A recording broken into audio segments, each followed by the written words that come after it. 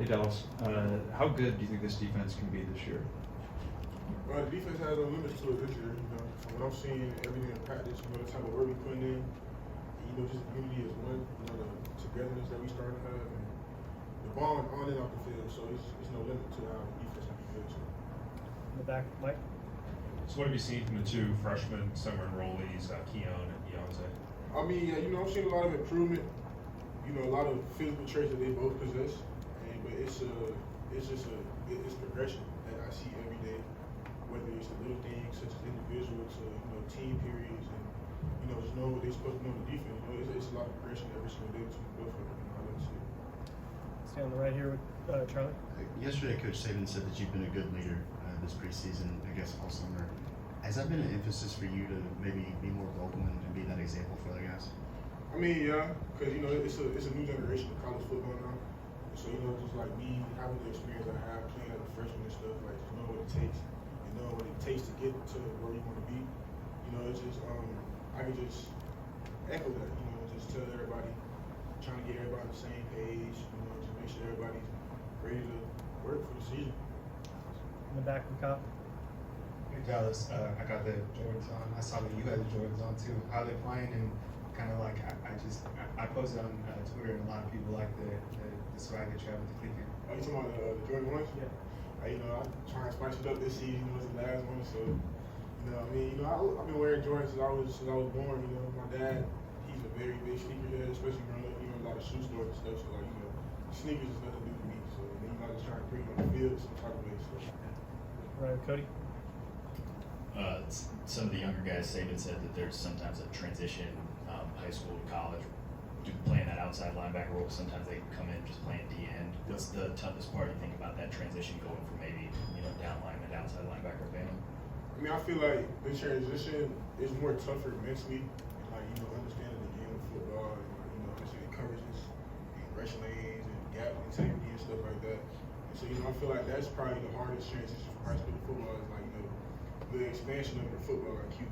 So in high school, people just trying to see ball, get ball, but it's a lot more little things than the striking blocks and pass rushing and dropping and being in the right place at the right time. So. Katie. Guys, between the speakers that are brought in just with the coaches talk, y'all, what do you feel like was the biggest message or takeaway from fall camp?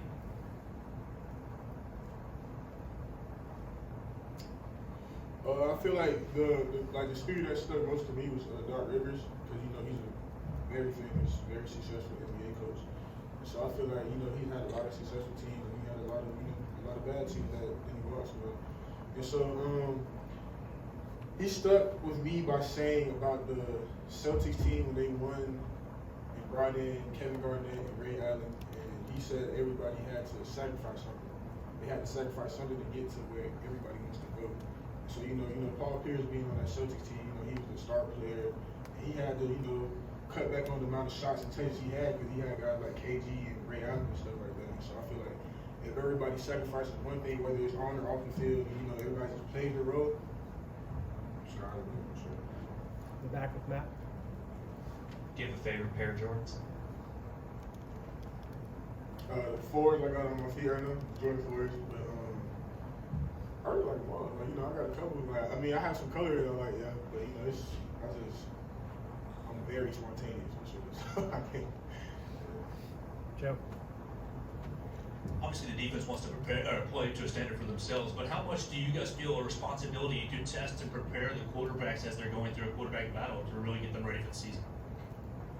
It's hard to tell because they rotate all the quarterbacks with different teams. So one might go with the first team, one might go with the second team, and or third team, or 14, and then it changes the next day.